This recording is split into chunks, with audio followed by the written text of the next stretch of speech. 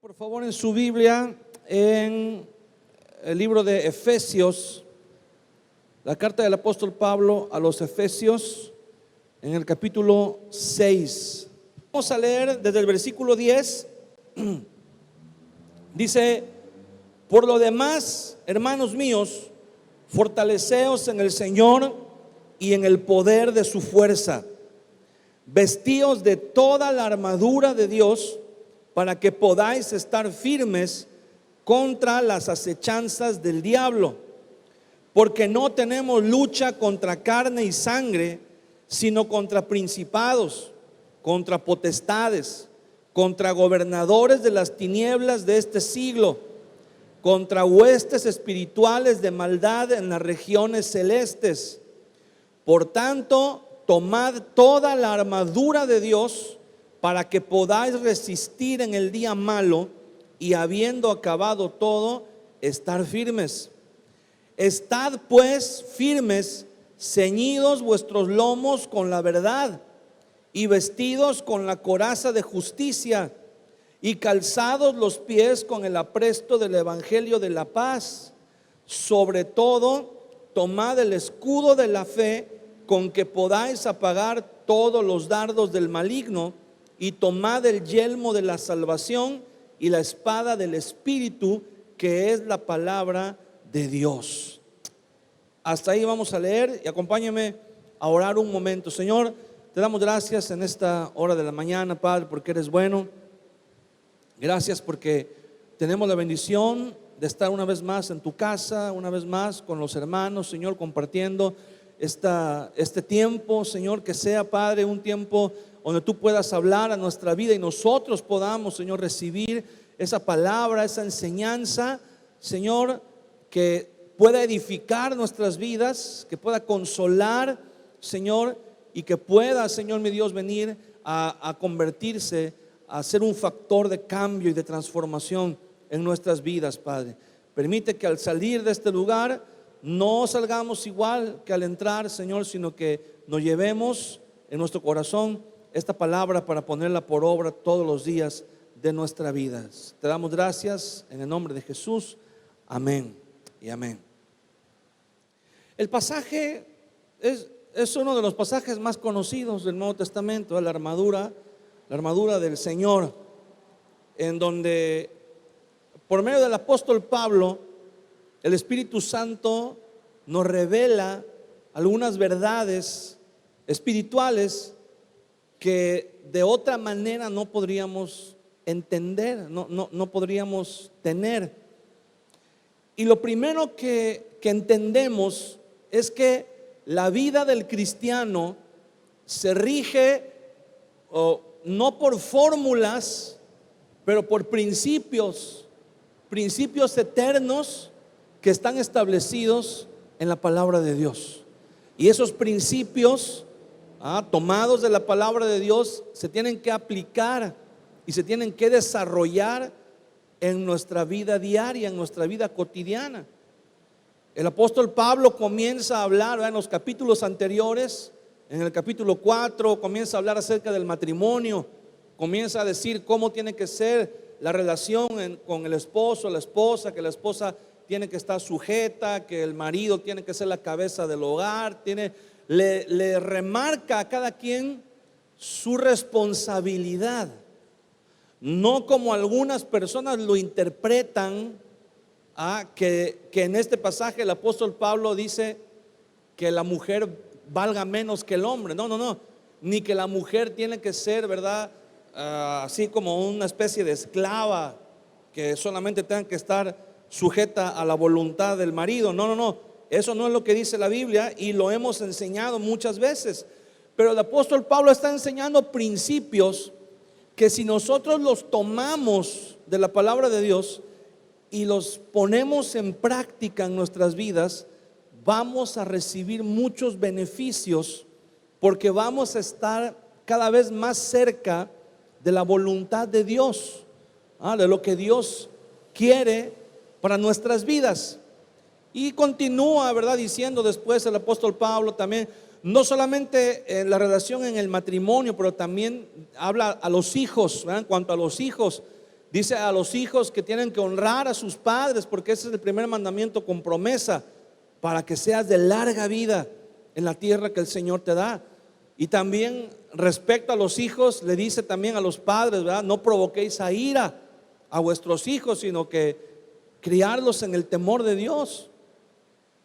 Incluso a los siervos, ¿verdad? Que en ese momento, fíjese que este pasaje, algunas personas han dicho que la Biblia promueve la esclavitud, pero no es verdad. La esclavitud ya existía, ¿verdad? Desde antes que el apóstol Pablo escribiera. Todo lo contrario, lo que la Biblia hace es como ser un mediador. El apóstol Pablo aquí está siendo un mediador entre los esclavos, los siervos y los amos, porque les está diciendo, el apóstol Pablo le dice aquí a los que tienen esclavos, dice: acuérdense que pueden ser sus esclavos según las leyes del mundo, según las leyes romanas, pero según las leyes del reino son tus hermanos en la fe, son tus iguales delante de Dios. El Señor Jesús murió por ellos igual que por ti. Entonces le está diciendo a los que tienen esclavos, le está diciendo: no abusen de los esclavos. Y a los esclavos les dice, ¿va? A los siervos dicen: no porque tu amo te trate bien y con respeto, te le quieras brincar las trancas, ¿verdad? Te quieras abusar de la bondad o de la bendición que Él te está dando. Entonces son algunos principios que el apóstol Pablo nos da, que si nosotros los ponemos en práctica el día de hoy, en las relaciones laborales, en las relaciones familiares, en el matrimonio, nos pueden ser de utilidad. Pero el apóstol Pablo nos dice aquí en el versículo 10 de Efesios 6, dice, comienza diciendo: por lo demás, hermanos míos. O sea, aquí ya de entrada el apóstol Pablo nos está diciendo que hay algo más. Por lo demás, ¿qué es eso de más? O sea, el apóstol Pablo dice: ¿quieres vivir una vida que le agrade a Dios y una vida en bendición y en victoria? Bueno, tienes que seguir los principios que Dios establece para su reino en la palabra. Pero hay algo más. No basta solo con obedecer la palabra de Dios. Ese no es el único factor en la actualidad, en este mundo, que interviene en nuestras vidas. Hay algo más, dice el apóstol Pablo, y es un factor espiritual. Dice el apóstol Pablo: por lo demás, hermanos míos, fortaleceos en el Señor y en el poder de su fuerza. O sea, necesitamos para la parte terrenal, por así decirlo, aplicar los principios de la palabra de Dios. Pero para la parte espiritual no hay otra manera de vencer en lo espiritual más que fortalecernos en el Señor. Dice: fortaleceos en el Señor y en el poder de su fuerza. Vestíos de toda la armadura de Dios, para que podáis estar firmes contra las acechanzas del diablo. Aquí ya nos está diciendo un poco más. Dice que el diablo acecha, el enemigo acecha a los hijos de Dios. ¿Sabes qué es acechar? Significa espiar, significa estar al pendiente, significa vigilar los movimientos. Sabes que el Señor cuida a sus hijos y el Señor guarda a sus hijos. El enemigo no se puede acercar a los hijos de Dios, pero sí puede desde lejos acechar, puede desde lejos ver nuestro comportamiento, nuestras debilidades, ¿verdad? Las áreas en las que somos vulnerables, y él hace algo que ahorita vamos a ver de qué manera el apóstol Pablo nos lo dice. En el versículo 12 dice: porque quiero, así como que está diciendo algo Pablo, como que quiero que entiendan esto. No tenemos lucha contra sangre y carne. No, nuestra lucha no es, ¿qué está diciendo Pablo? contra otras personas. Y esto es importante, le voy a decir por qué. Porque es un principio que todos los cristianos tenemos que entender. Nuestra lucha no es contra las personas que están a nuestro alrededor. ¿Y por qué es tan importante que lo entendamos? Porque el enemigo usa, y hay gente que se deja usar por él, para que por medio de esas personas él viene a afligirnos. El enemigo siempre va a usar personas que están a tu alrededor para causarte conflicto, para robarte la paz. Y hay personas que parece que le están diciendo al diablo: aquí estoy, yo estoy disponible, y se dejan usar. Y vienen, y por medio de ellas el Señor, el enemigo, perdón, te roba la paz. Viene, te molesta, te provocan ahí situaciones que no te dejan estar en paz. Y la mayoría de nosotros reaccionamos como lo haría cualquier persona normal. Nos enganchamos con la gente, nos enganchamos con los problemas, cuando en realidad debemos entender que nuestro enemigo no es la persona que está aparentemente trayendo el conflicto a nosotros, sino que hay alguien más que está detrás de esa persona y que la está usando para causarnos conflicto, para atacarnos. Entonces dice el apóstol: no tenemos lucha contra sangre y carne. No tenemos, tu lucha no es contra el vecino. El vecino no es tu enemigo. Tu esposa no es tu enemigo. Tu esposo no es el enemigo. Tus padres no son tu enemigo. Tus hijos no son el enemigo. Los de Coppel, ¿verdad?, no son el enemigo. Esos solamente son instrumentos que el enemigo usa para robarte la paz, para causarte conflicto, para desviar tu atención y tu mirada, para que no estén puestas en el Señor. Y entonces es importante que entendamos esto, porque el día que entiendes esto, dejas de pelear con el vecino. El día que entiendes esto, dejas de pelear con tu esposo, con tu esposa. Dejas de decir: él no es el enemigo, ella no es ahora lo entiendo. No es el enemigo, solamente el enemigo lo está usando para crearme un conflicto. La gente que está a tu alrededor no es tu enemigo, es solamente un instrumento, que alguien que momentáneamente se está permitiendo. Porque muchas veces incluso puede ser hermanos de la iglesia. Cuando un hermano o cuando uno mismo anda en la carne, muchas veces uno viene a ser piedra de tropiezo para otras personas. Y nos dejamos usar por el enemigo para ocasionarle un conflicto a alguien más. Entonces, el día que entendemos esto, dejamos de pelear. Tenemos un enemigo nada más, uno solo, es el diablo, es Satanás. Es uno solo nada más, no hay otro. Entonces, cuando alguien viene contra ti a causarte conflicto, la respuesta no es pelearte con esa persona. La respuesta no es ponerte al tú por tú, ponerte en el mismo plan con esa persona. Cuando alguien viene y te causa, te genera un conflicto, ¿verdad?, lo que tienes que hacer es tomarlo con la mayor calma posible, darle la vuelta a la persona, y entonces cuando ya se calmó, o cuando ya te diste la vuelta, o cuando ya trataste con el asunto de manera directa, entonces sí dices: ahora sí, diablo, me la vas a pagar.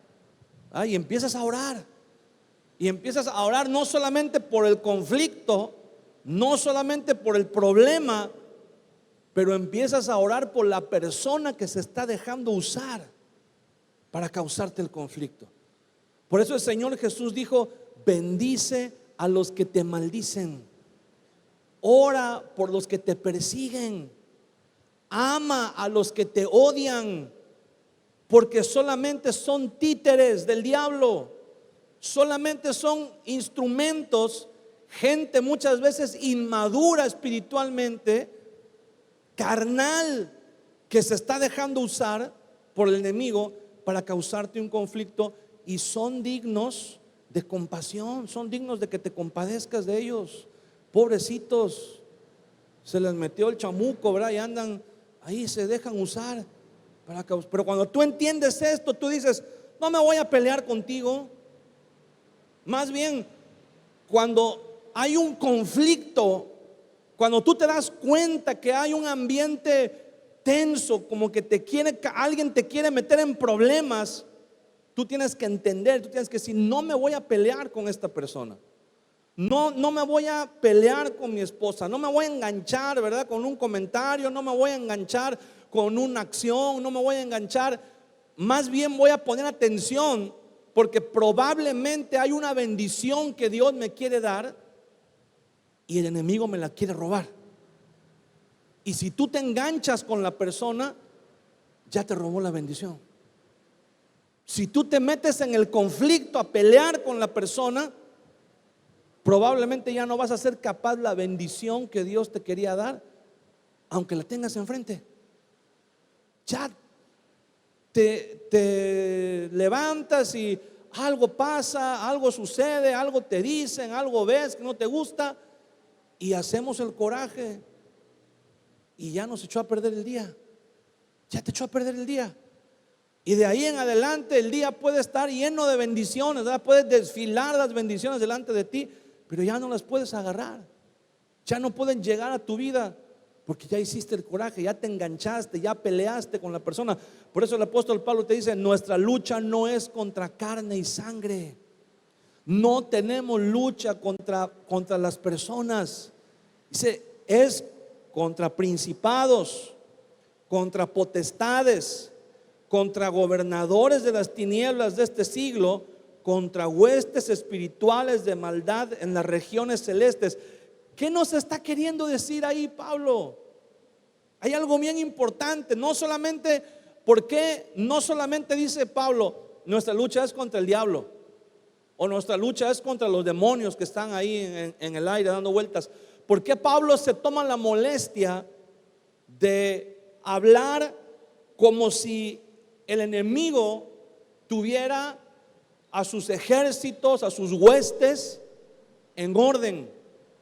¿Por qué el apóstol Pablo dice principados, potestades, gobernadores, huestes? ¿Por qué habla acerca de esto Pablo? Porque está usando términos militares, está usando términos que hablan acerca de la organización de un ejército. Precisamente eso es lo que Pablo quiere decir: que tenemos lucha contra un enemigo que es inteligente y que está organizado.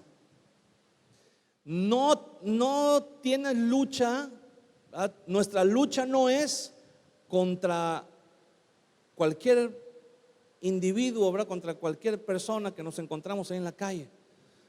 Estamos luchando contra un enemigo que está organizado, que tiene una inteligencia, que tiene información acerca de ti, que te conoce, que te ha estado acechando, te ha estado espiando, sabe cómo vas a reaccionar, sabe por dónde llegarte, sabe cuáles son tus áreas débiles. El diablo sabe, el diablo te quiere echar a perder el día. Él ya sabe rápido cómo vas a reaccionar. Él ya sabe que si te mete en conflicto con tus hijos, que te desobedezcan, ya sabe que ahí te echó a perder el día. El diablo sabe, él te quiere echar a perder el día y robarte la bendición, y te mete en conflictos con tu esposa y ya sabe que ahí ya te echó a perder el día. O te meten conflictos con algo de tu trabajo, con algo que te dicen, con algo, y sabe que ya te puso del mundo de cabeza. Ya no vas a recibir lo que Dios tenía para ti el día de hoy.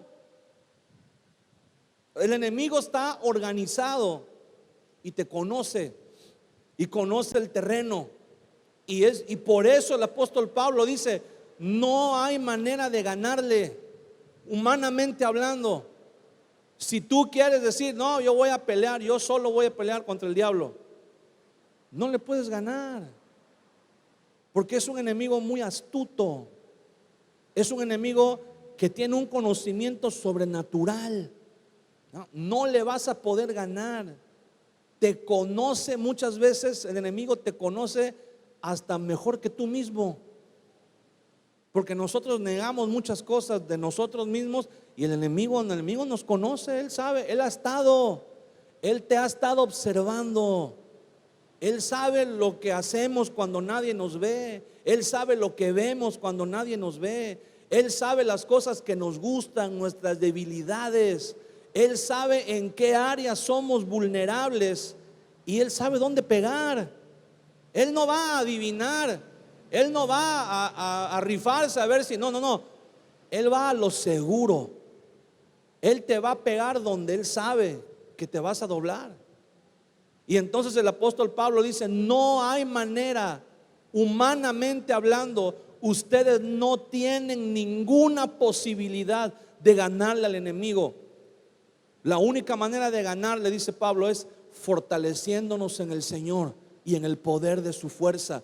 Y tomando, dice Pablo, por tanto, en el versículo 13, tomad toda la armadura de Dios para que podáis resistir en el día malo, y habiendo acabado todo, estar firmes. Qué triste es, hermano, que muchas veces sí acabamos, terminamos, hacemos lo que se suponía que teníamos que hacer, pero al final no terminamos firmes. Hacemos lo que teníamos que hacer, cumplimos.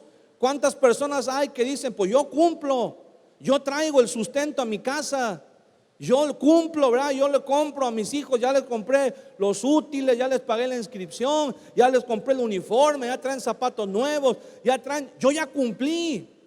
Sí, pero ¿cómo quedaste después de cumplir?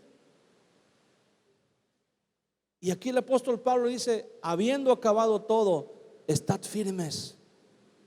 Yo cumplí, Señor, yo ya llevo 20 o 30 o 40 años de matrimonio y no me he divorciado, yo cumplí. Sí, pero ¿cómo estás? Sí, vienes con tu esposa, viene el matrimonio, pero ¿en qué condiciones vienen? ¿Vienen firmes en la fe? ¿O vienen arrastrando la cobija? ¿O vienen ya así, modo, dijeran por ahí, ¿verdad?, en modo Walking Dead, ahí todos? ¿Cómo vienes? Señor, yo ya cumplí, ¿verdad?, con mis hijos, ya les di estudio, ya les di todo. Sí, pero ¿cómo quedaste al final? ¿Cómo está tu vida? ¿Te fortaleciste en el Señor? ¿Te pusiste la armadura del Señor? Y dice la palabra: y habiendo acabado todo, ¿estás firme? ¿Cómo terminaste la pelea? ¿De pie o tendido en el piso? Eso es lo que el apóstol Pablo está diciendo. No hay otra manera para poder terminar la batalla estando de pie más que fortaleciéndonos en el Señor y usando la armadura. Fíjese, y la armadura tiene, cada parte de la armadura tiene un significado y una razón de ser. No lo vamos a ver ahorita todo, pero vamos a concentrarnos en una parte muy importante, que ese es el tema del día de hoy, que es el escudo de la fe. Dice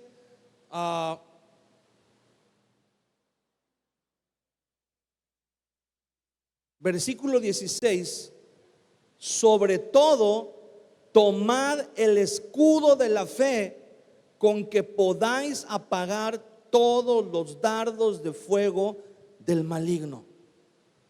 Todas las partes de la armadura tienen una razón de ser y tienen un significado, pero vamos a concentrarnos ahora en el escudo de la fe. El escudo era una pieza fundamental en los ejércitos. Era una manera como los soldados tenían la capacidad de soportar, de resistir de alguna manera ante los ataques del enemigo.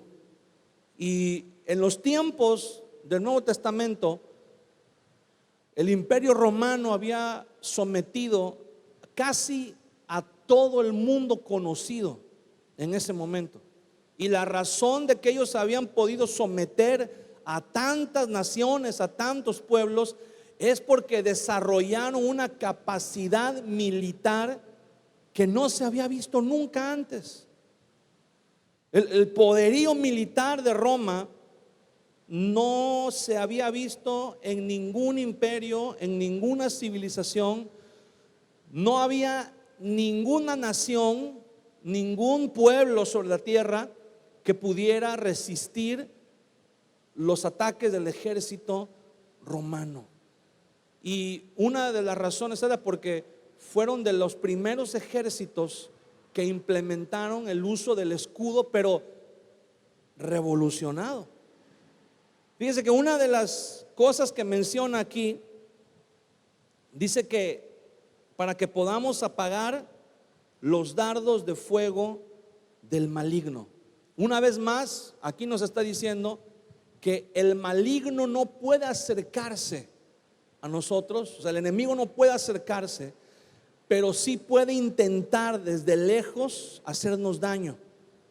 Y una estrategia que los enemigos usaban, los ejércitos usaban en la época del Nuevo Testamento, era precisamente los dardos con fuego, las flechas con fuego. Usted ha visto en las películas como los ejércitos, ¿verdad?, cuando iban a luchar, muchas veces antes de disparar las flechas, antes de lanzar las flechas, les prendían fuego. Tenían ahí un dispositivo que se incendiaba, y antes, cuando disparaban las flechas llevaban fuego, y ese fuego tenía muchos propósitos.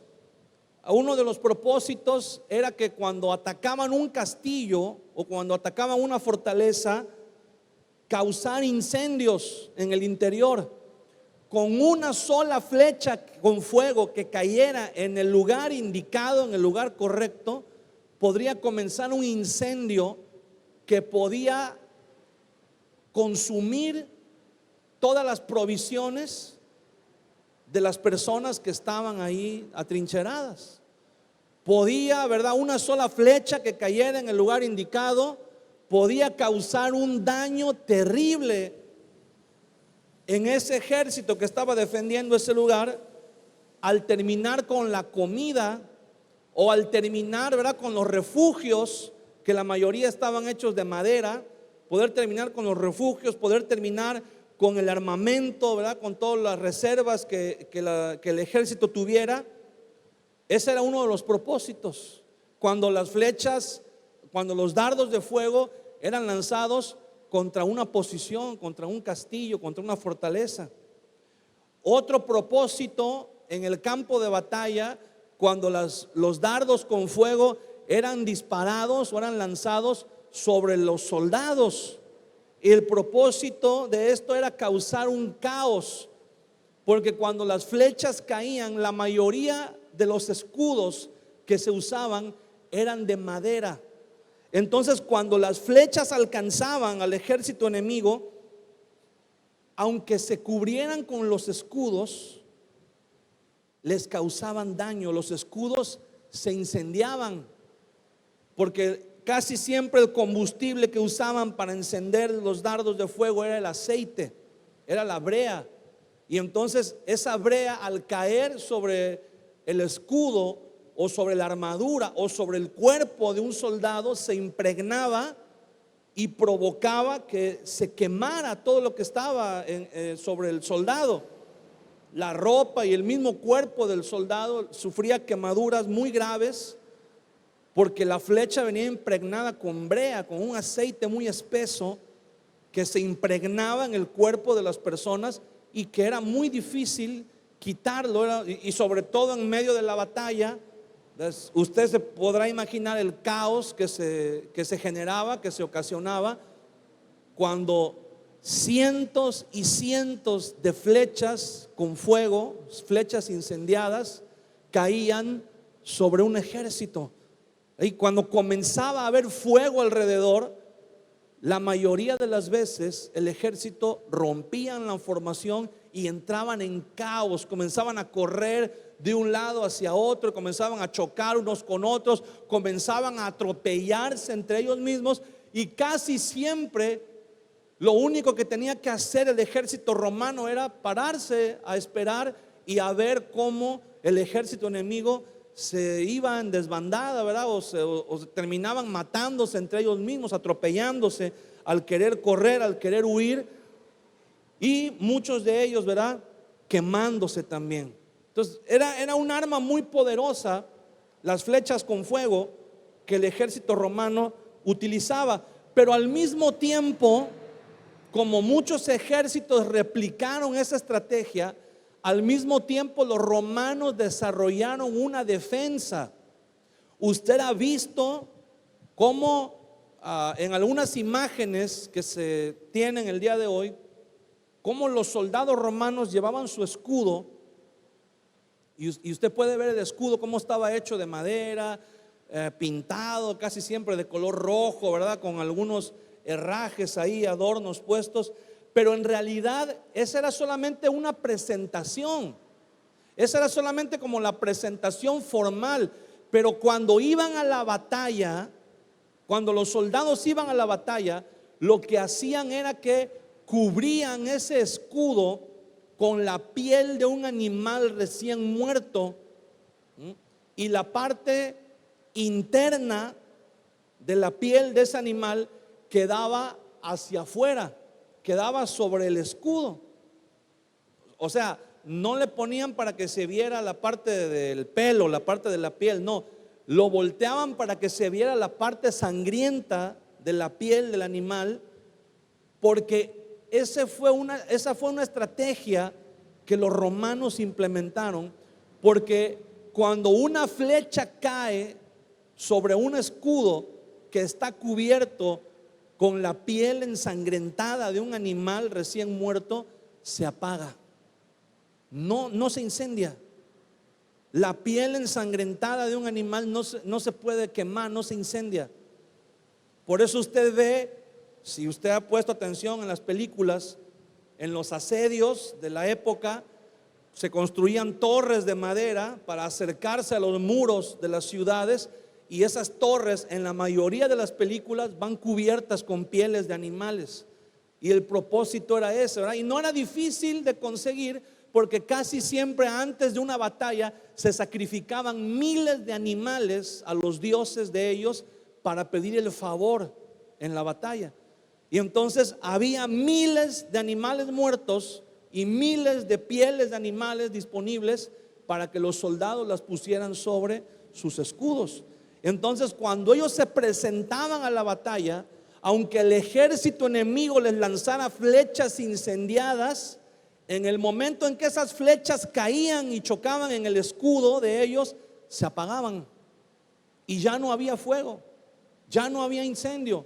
Esa era una manera como ellos controlaban. Por eso el apóstol Pablo dice: sobre todo, tomad el escudo de la fe. Aquí está diciendo, obviamente, está hablando en un sentido figurado. Está diciendo que la fe, así como un soldado romano detiene, pero no solamente detiene. Fíjate que Pablo no dice tomen el escudo con el que puedan detener, dice con el que puedan apagar los dardos de fuego del maligno. Así como los soldados romanos se cubrían con el escudo y los dardos de fuego se apagaban al llegar, así dice el apóstol Pablo que nosotros podemos usar la fe, y por muy incendiada que venga la flecha, por mucho fuego que traiga la flecha, al clavarse en el escudo, el fuego se apaga y ya no puede ocasionar ningún daño, ya no puede causar ningún daño. Entonces, el problema es que muchos de nosotros como cristianos no hemos aprendido y no tenemos la capacidad de usar nuestra fe como un escudo. Y todos los dardos de fuego del maligno nos caen y nos incendian. De repente, ¿verdad?, oramos y decimos al Señor: Señor, quiero tener paz, quiero vivir en paz, quiero estar bien con mi esposa, con mi esposo, no quiero pelear con mis hijos, no quiero pelear en el trabajo, no quiero pelearme en la calle, ¿verdad?, cuando vaya en el tráfico y se meta un carro no quiero pelear, Señor. Pero sales a la calle o simplemente ni tienes que salir a la calle. En tu casa, ¿verdad?, nomás te levantas en tu casa y ya el enemigo tiene medido. Ya traemos un tiro al blanco aquí encima de nosotros. Y ya el enemigo nos tiene medidos, ¿verdad? Nos lanza el dardo con fuego y nos incendiamos. Y nos volvemos un caos. Y comenzamos a correr de un lado para otro. Se nos olvida lo cristiano, se nos olvida lo que escuchamos en la predicación el domingo, se nos olvida. Comenzamos a pelear con la esposa, con los hijos, con quien se nos atraviese. Comenzamos a pelear y perdemos la bendición. Perdemos la bendición. Por eso el apóstol Pablo dice: sobre todo, tomen el escudo de la fe. Tomen la fe como un escudo. Que la fe en el Señor Jesús sea nuestro escudo. ¿Cómo podemos nosotros tener la fe? Porque mira, para levantar el escudo hay que tener fuerza, porque el escudo pesa. ¿Y cómo vamos a tener esa fuerza para usar la fe? Pues bueno, si se tratara de un escudo, literalmente, pues lo que tendríamos que hacer sería ejercicio, ¿verdad? Hacer unas pesas ahí para que agarremos fuerza y podamos levantar el escudo fácilmente. Pero se trata de algo espiritual. ¿Cuál es el ejercicio espiritual mediante el cual fortalecemos nuestra fe? La oración. La oración. Ahora, pregunta, y esta pregunta es cada quien para uno mismo, ¿verdad? ¿Cuándo fue la última vez que oré? Y no digo la oración que haces para acostarte a dormir, ni la oración que haces por los alimentos, no. ¿Cuándo fue la última vez que tuviste un tiempo, que apartaste un tiempo y dijiste: voy a ponerle pausa a todas mis actividades, a todo mi quehacer, a todo, voy a ponerle pausa y voy a orar? Y voy a tener un tiempo especial. No mientras te estás enchinando la pestaña, no mientras estás planchando la camisa a tu marido, no mientras vas manejando en el tráfico y vas orando: Señor, Padre, te pido, y de repente se te atraviesa uno y ya lo mandaste al reino. No. Un tiempo aparte, un tiempo donde tú digas: aquí no, ahorita no voy a pensar ni voy a dedicarme absolutamente a nada más que a orar. ¿Cuándo fue la última vez? Tú puedes decir: es que estoy muy ocupado y no me queda tiempo. No, hermano, hay ejemplos en la Biblia de gente que ha estado, mire, ¿quiere un ejemplo en la Biblia de alguien que estaba afligido? De alguien que se encontraba en un momento de extrema opresión y peligro inminente de muerte. Jesús, cuando Jesús estaba en Getsemaní, él no estaba en peligro de muerte. Él sabía que tenía los minutos contados, tenía las horas contadas, y aún así él se tomó tiempo para orar. Él dijo: espérenme aquí, le dijo a sus discípulos, entre tanto que yo voy a orar.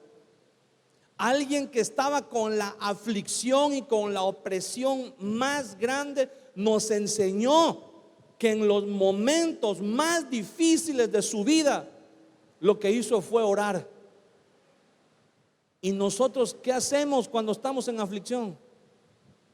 ¿Qué hacemos cuando sentimos que nos está llegando el agua ya a la nariz? ¿Qué hacemos cuando sentimos que ya no tenemos salida, que ya no tenemos? ¿Qué hacemos? Hacemos de todo menos orar. Y Jesús nos enseñó que orar es lo que tenemos que hacer. Y a veces decimos, es que ¿cómo que orar? Se oye tan sencillo. ¿Cómo que orar me va a dar la salida, me va a dar la solución? ¿De qué manera me va a ayudar la oración? El ser humano, alguien dijo por ahí una frase famosa, es incorregiblemente religioso. Si tú le dices a alguien, hermano, si tienes problemas muy grandes, aflicciones muy fuertes, la solución es orar. Dice, ¿y a poco nada más orando? Hay una incredulidad. Pero si tú le dices a una persona, ¿tienes problemas? ¿Tienes una gran carga? ¿Tienes una gran aflicción? Mira, tienes que mezclar vino con aceite y sal y salir y regar alrededor de tu casa y darle 7 vueltas y leer el salmo tantas veces, ¿verdad? Y todo. Y le haces una liturgia y un ritual así que es medio, que no tiene nada que ver con lo que la palabra de Dios dice, pero la gente cree en eso. La gente cree en eso. A la gente tú le dices, mira, ora para que el Espíritu Santo esté contigo, te respalde, te dé sabiduría. Y la gente no lo cree. Pero si le dices, mira, te traje, ¿verdad? Aquí aceite de Jerusalén. Y si te lo pones, ¿verdad? Y te haces la cruz aquí en la frente con el aceite, ahí eso te va a ayudar a todos tus problemas a que se resuelvan y todo. Y la gente lo cree. Porque es más fácil muchas veces creer en un ritual. Es más fácil creer en un amuleto, creer en una liturgia, que creer lo que dice la palabra del Señor. La palabra del Señor nos dice que la respuesta está en la oración, en orar, hermano. ¿Sabes por qué? Porque la oración muchas veces no va a cambiar las circunstancias que están a nuestro alrededor, pero nos va a cambiar a nosotros. Nos va a hacer fuertes, nos va a dar sabiduría, nos va a dar la capacidad de salir adelante en cualquier situación que nos encontremos. Pero tal parece que estamos peleados con la oración. Estamos peleados. Es como si estuviéramos enojados con Dios y le aplicamos la ley del hielo. Estamos tan fríos espiritualmente que no sabemos cómo orar. Hay gente que dice, estoy demasiado afligido, ahorita no, mis pensamientos no me dan para orar. Pues si cuando está uno afligido es cuando más tiene uno que orar, hermano. Hay gente que dice, estoy tan ocupado que no puedo orar.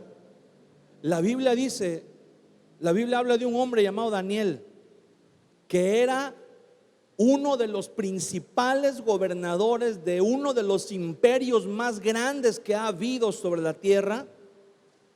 Y dice la Biblia que indefectiblemente él oraba 3 veces al día. Y cuando le dijeron, dice que era un hombre tan íntegro que todo lo que él manejaba prosperaba. Dice la Biblia que el rey pensó en ponerlo sobre todo el reino. Y cuando pensaron en ponerlo sobre todo el reino, entonces vino la prueba. Entonces sus enemigos dijeron, él ora 3 veces al día a su Dios. Ok, entonces vamos a ir con el rey Darío y le vamos a decir, rey Darío, ¿qué crees? Te tenemos una idea. No, hombre, se nos acaba de ocurrir una idea, pero te va a encantar, maravillosa. Vamos a declarar que este mes es el mes del rey Darío. Y en este mes nadie puede orarle a ningún otro Dios que no seas tú. Y el rey Darío dice: me parece magnífico, ¿verdad? Me parece una excelente idea. Y entonces firma el decreto, dice: nadie puede orar a otro Dios que no sea el rey Darío, que eran considerados como dioses, los reyes. Y entonces llegan y le dicen a Daniel: Daniel, mira, el rey Darío acaba de firmar este decreto, este es el mes del rey Darío, nadie puede orar a otro Dios que no sea el rey Darío. Y acuérdate que el rey Darío te está considerando a ti como candidato para ponerte sobre todo el reino. Así que yo te aconsejo, Daniel, que en este mes no ores. No va a pasar nada si no oras un mes. Dios no se va a enojar si no oras un mes. Llevas toda tu vida orando, un mes no es nada. Y Daniel dice: ¿qué te pasa? ¿Cómo crees? ¿Cómo piensas que he logrado estar en el lugar donde estoy? ¿Cómo piensas que he logrado que Dios guarde mi vida hasta el día de hoy? ¿Cómo piensas que he logrado tener todo lo que tengo? Es por la oración. ¿Y tú crees que por una amenaza yo me voy a poner a temblar y voy a dejar de orar un mes? ¿Cómo crees? Y dice la Biblia que Daniel abrió sus ventanas y se puso a orar. Y dijo: voy a orar, y si al rey le gusta, qué bueno, y si no, que le haga como quiera. Y a veces nosotros te preguntan ahí yo conozco gente que ha venido: ay, pastor, ¿qué crees? Me van a dar un trabajo, pero me pusieron un examen, me dieron una hoja con unas preguntas y me dijeron que qué religión soy. Y yo le puse que no tengo religión porque Cristo no es una religión, ¿verdad? Entonces, ahora sí muy espiritual. ¿Por qué no pusiste que eres cristiano? Es que qué tal que por religioso no me la dan, qué tal que por poner que soy cristiano no me la dan, no me dan el trabajo. Y muchas veces, hermano, por temor o por creer que estamos demasiado ocupados, no oramos. Los hombres más importantes en la Biblia han orado. Los hombres que han estado en aflicción, en la aflicción más grande en la Biblia, han orado. Los hombres en la Biblia que se han quedado sin nada, han orado. Los hombres más fuertes y más poderosos en la Biblia han orado. Y si ellos han necesitado oración, ¿dónde quedamos nosotros? ¿Dónde quedamos nosotros? Si el apóstol Pablo necesitaba orar, ¿dónde quedamos nosotros? ¿Por qué nosotros muchas veces pensamos que nos la podemos llevar tranquila sin orar? Y te voy a decir algo: la oración en la Biblia no es una imposición, no es un mandamiento, no es que Dios diga tienes que orar porque si no, no te bendigo. No. La oración es un regalo que Dios nos da. Es un acceso que Dios nos da a su presencia estando aquí en este mundo lleno de corrupción, lleno de pecado.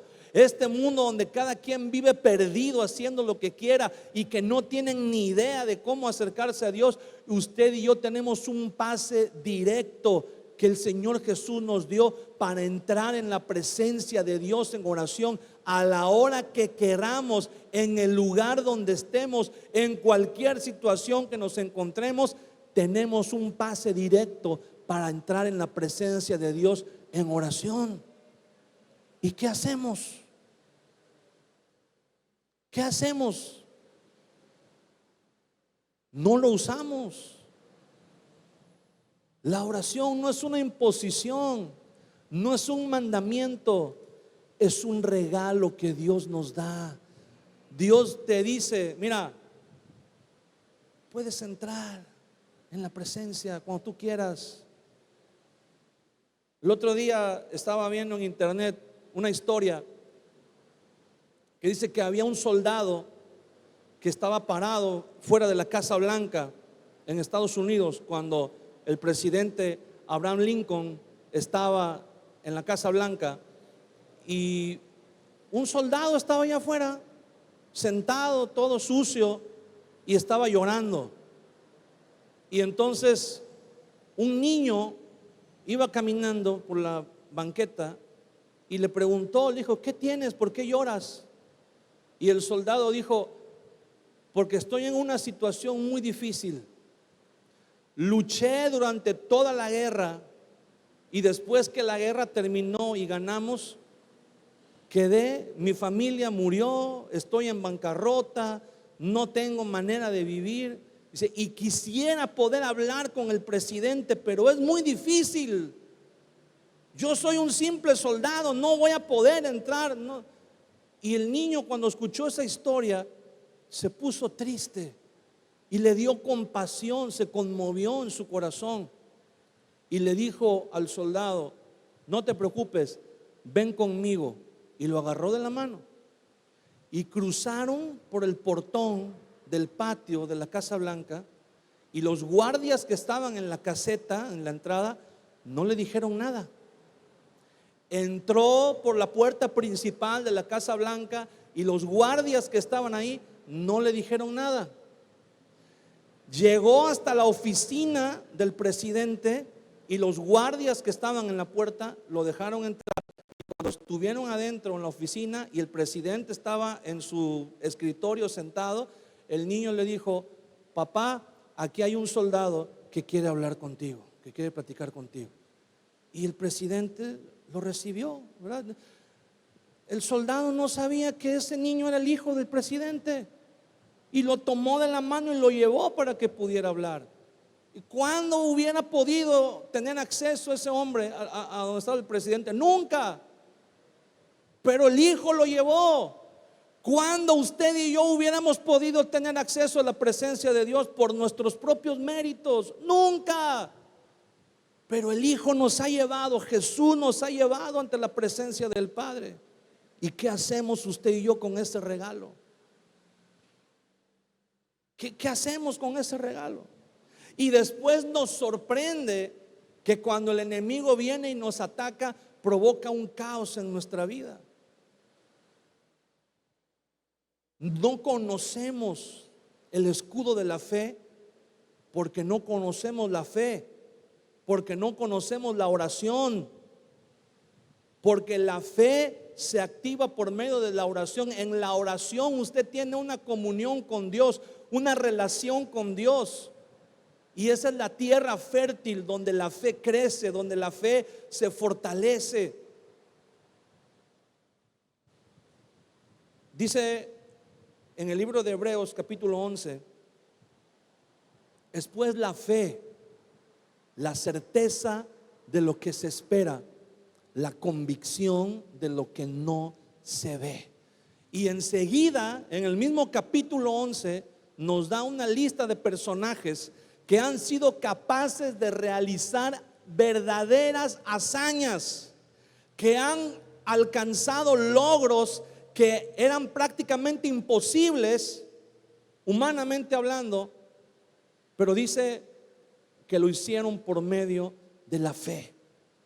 Dice, por la fe Abel ofreció mucho más excelente sacrificio que Caín. Y comienza a hablar de todo, ¿verdad? Por la fe Noé, cuando fue advertido de cosas que aún no se veían, con paciencia edificó y construyó el arca en que él y su familia fuesen salvos. Después dice, por la fe Abraham obedeció a Dios y salió de su casa sin saber a dónde iba, porque Dios lo llamó, porque Dios le dijo. Por la fe ofreció, fue capaz de ofrecer a su mismo hijo en sacrificio. Estuvo dispuesto. Y comienza a hablar acerca de los héroes de la fe. Comienza a hablar de Moisés. Dice, por la fe Moisés rechazó ser llamado hijo de la hija del faraón, teniendo en más alta estima los sufrimientos de Cristo que las glorias que el mundo podía ofrecerle. Y tú puedes decir, ¿cómo? ¿Cómo puede ser que ellos hayan? Pero es que ellos tenían algo especial. Obviamente uno puede decir, ay sí, pero pues ellos porque fueron escogidos por Dios. Ellos porque pues Dios les dio esa capacidad especial. Aquí la Biblia nos está diciendo cuál fue la capacidad especial que ellos tuvieron: la fe. ¿Usted cree que hombres como los que están ahí descritos en esa lista no eran igual que usted y yo? ¿Usted cree que no tenían ocupaciones como usted y yo? ¿Usted cree que no tenían aflicciones o preocupaciones como usted y yo? Por supuesto. ¿Usted cree que no tenían debilidades, que no tenían tentaciones como usted y yo? Por supuesto que las tenían. Pero la Biblia dice que lograron hacer lo que hicieron por la fe.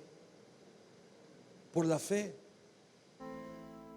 Y hablando acerca de los creyentes en tiempos más modernos, en tiempos más recientes,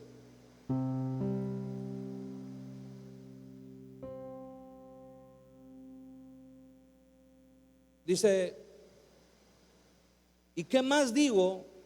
Hebreos 11:32, porque el tiempo me faltaría contando de Gedeón, de Barak, de Sansón, de Jefté, de David, así como de Samuel y de los profetas, que por fe conquistaron reinos, hicieron justicia, alcanzaron promesas, taparon bocas de leones, apagaron fuegos impetuosos con el escudo de la fe. Apagaron fuegos impetuosos, dice la Biblia. Evitaron filo de espada, sacaron fuerzas de debilidad, se hicieron fuertes en batalla, pusieron en fuga ejércitos extranjeros. Las mujeres recibieron sus muertos mediante resurrección, mas otros fueron atormentados, no aceptando el rescate a fin de obtener mejor resurrección. Otros experimentaron vituperios y azotes, y a más de estos prisiones y cárceles. Fueron apedreados, aserrados, puestos a prueba, muertos a filo de espada. Anduvieron de acá para allá cubiertos de pieles de ovejas y de cabras, pobres, angustiados, maltratados, de los cuales el mundo no era digno, errando por los desiertos y por los montes, por las cuevas y las cavernas de la tierra. Y todos estos, aunque alcanzaron buen testimonio mediante la fe, no recibieron lo prometido, o sea, aquí en la tierra, proveyendo Dios alguna cosa mejor para nosotros, para que no fuesen ellos perfeccionados aparte de nosotros. Fíjese bien, ¿se ha sentido usted en alguna condición como las que está describiendo aquí el autor del libro de Hebreos? ¿Se ha sentido usted en medio de un fuego impetuoso? ¿Se ha sentido perseguido, que le quieren cortar la cabeza? Dice en el versículo 34, sacaron fuerzas de debilidad. ¿Se ha sentido usted débil espiritualmente ante los problemas, ante las luchas, ante las tentaciones? ¿Te has sentido débil? Se hicieron fuertes en batallas. ¿Te has sentido que estás en medio de una batalla, que todo es un caos alrededor de ti? Sientes que un ejército está peleando contra ti. Sientes que vas a morir. Sientes que estás siendo atormentado. Te han vituperado, te han azotado. Has sentido que estás en una prisión, en una cárcel. Te has sentido apedreado, aserrado. Te has sentido errante en un desierto. Dice la palabra de Dios: fortalécete en la fe. Toma el escudo de la fe. Y esa fe te va a ayudar a vencer cualquiera de estas situaciones, cualquiera de estos obstáculos. No importa lo que el enemigo te lance, si tú y yo tenemos el escudo de la fe. Mira, los romanos le ponían al escudo de la fe, al escudo que usaban ellos, le ponían la piel ensangrentada de animales muertos. La Biblia dice que Adán y Eva fueron cubiertos con pieles de animales muertos. La sangre de un inocente fue derramado para que ellos fueran cubiertos. Nosotros tenemos el escudo de la fe por el sacrificio, por la sangre que Jesús derramó en la cruz del Calvario. Por eso podemos apagar los dardos de fuego del maligno. Te voy a invitar a que te pongas de pie un momento y a que pienses, a que medites. ¿Te has sentido así como dice la Biblia? Afligido, débil, en medio de una batalla, en medio de un fuego impetuoso, de un caos. Sientes que tu vida, que tu familia está hecho un caos, nada más corres de un lado para otro. No ves la salida, no le encuentras el sentido a todo lo que está pasando a tu alrededor. Los dardos de fuego del enemigo han causado todo eso en tu vida, todo ese caos, todo ese sufrimiento, toda esa enfermedad, todo ese dolor. El Señor puede traer paz a tu vida. Dios puede sanar y restaurar todo lo que los dardos de fuego del maligno han traído a tu vida. El caos, las malas decisiones, el ceder ante la tentación, el caer en pecado. El Señor puede restaurar todo eso. Pero mientras tú y yo no levantemos el escudo de la fe, tarde o temprano vamos a volver a caer en la misma condición. El Señor puede restaurar todo lo que el enemigo ha ocasionado en tu vida y en mi vida. Pero no basta con eso. Cuando el Señor restaure tu vida, una vez que el Señor perdona, una vez que el Señor borra todo lo que pasó, necesitas levantar el escudo de la fe para que todos los dardos que el maligno te lance, todos los dardos que el maligno dispare contra ti, queden en el escudo y se apaguen y no representen ningún peligro para tu vida. Cierra tus ojos un momento y vamos a orar. Cierra tus ojos por un momento y te voy a pedir que vengas aquí al frente. Si tú quieres decirle: Señor, yo necesito esa fe, yo necesito ejercitarme en esa fe, en esa vida espiritual, Señor, para poder levantar el escudo de la fe, porque los dardos de fuego del enemigo me han alcanzado, Señor, me han alcanzado y han causado estragos en mi vida. Ven aquí al frente, vamos a orar. Venir aquí al frente no es exhibirte, no es estar en el ojo de las críticas, ni mucho menos, pero es reconocer que le necesitamos. Cuando tú vienes al altar, tú le estás diciendo al Señor: Señor, a mí no me importa nada, yo solo quiero que tú hagas la obra en mí. Ven aquí al altar, no tengas pena, no tengas temor. Este es el lugar correcto, este es el lugar indicado. Todos los que estamos aquí hemos caído alguna vez, hemos fallado alguna vez, hemos dejado alguna vez el escudo de la fe de un lado, y el enemigo nos ha dado con todo. El enemigo nos ha lanzado todo lo que tiene. y ha causado estragos, ha causado un caos, ha causado destrozo en tus emociones, en tu matrimonio, en tu relación con tus hijos, en tu trabajo, en tu vida personal, en las decisiones personales que has tomado, que has dicho ya no voy a volver a caer en la misma situación, y de repente un día te encuentras no solamente en la misma situación, pero más profundo, más enterrado, enterrada todavía más que antes, y tú dices: Señor, ¿por qué? Si se supone que ahora te conozco, si se supone que ahora tengo que estar mejor que nunca, si se supone que ahora tú estás conmigo, tú me guardas. Pero cuando descuidamos la fe, cuando bajamos el escudo, el enemigo viene y puede atacar tu vida, y él sabe dónde atacarte, él te conoce. Por eso es necesario que levantes el escudo de la fe. Por eso es necesario que tú le digas al Señor: Señor, ya no quiero confiar en mi propia fuerza, ya no quiero confiar en mi propia capacidad, ya no quiero confiar en mi propia sabiduría. Ahora quiero depender de ti, Señor. Ahora quiero cubrirme con ese escudo, Señor.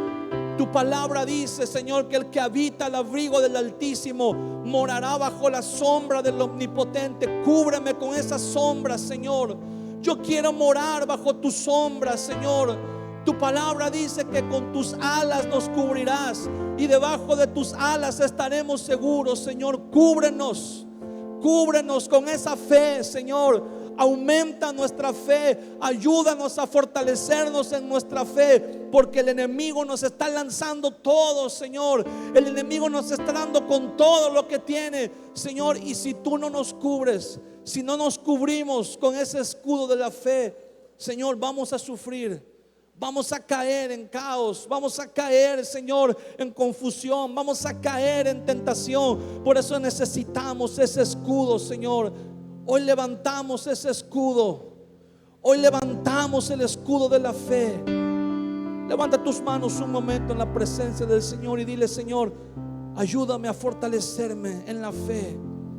Dile: Señor, perdóname si he dejado la fe, si he dejado de fortalecerme en la fe. Perdóname si he confiado en mis capacidades. Perdóname si he sido mal agradecido contigo, Señor. Si no he reconocido mi dependencia de ti, si no he reconocido mi necesidad de ti, Señor. Si he sido tan arrogante y tan tonto como para creer que puedo mantenerme en pie por mí mismo, perdóname, Señor, y ayúdame a fortalecer, y ayúdame a levantar el escudo de la fe. Habla con Dios, habla con Dios. El Señor conoce tu corazón. Y lo que harás, Mientras adoramos al Señor, levanta tus manos un creo momento. en ti, Jesús.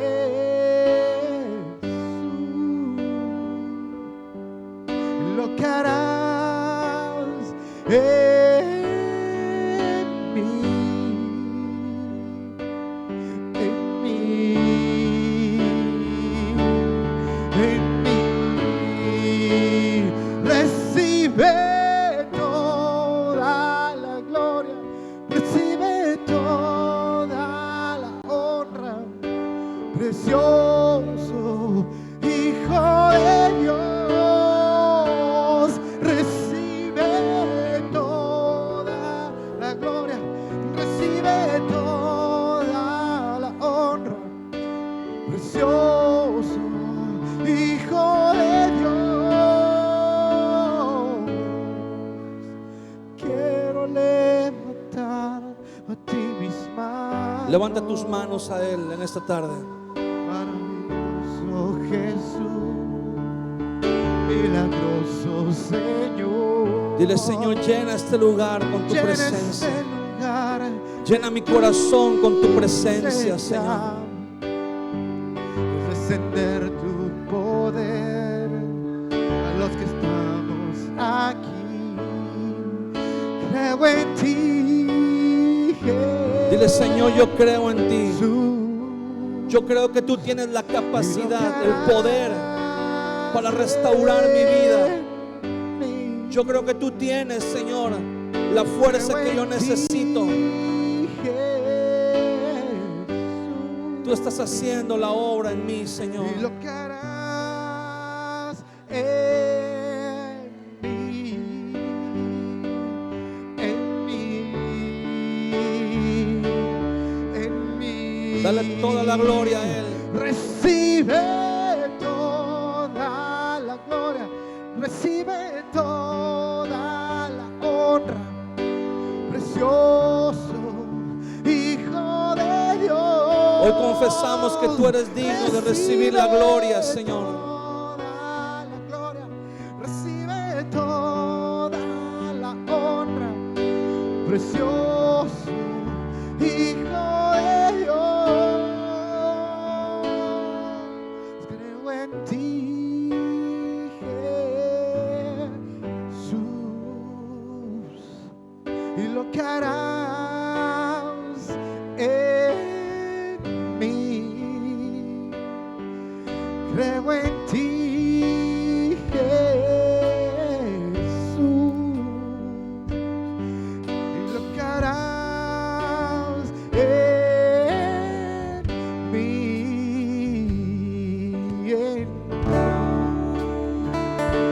en mí. Dile con todo tu corazón al Señor.